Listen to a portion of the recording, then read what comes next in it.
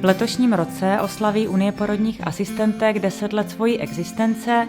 Za tu dobu jsme provozovali online poradnu, porodní asistentky rozvíjeli komunitní a kontinuální péči a taky jsme se snažili systémově změnit české porodnictví. Při příležitosti 10. výročí zakládáme kruh přátel UNIPA a chtěli bychom vás všechny do něho pozvat.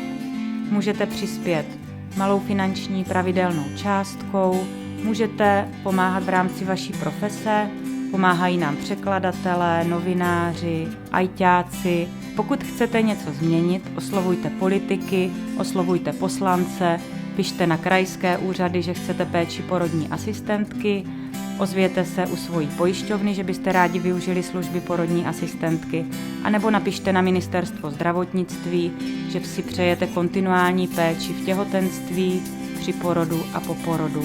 A vítáme vás v kruhu přátel UNIPA. UNIPA má za sebou 10 let usilovné práce na změně k lepšímu porodu. Já toto úsilí velmi kvituji s povděkem, protože si myslím, že to je práce užitečná, která přinesla vhled do tak složité problematiky, jako je porod a psychika žen při porodu.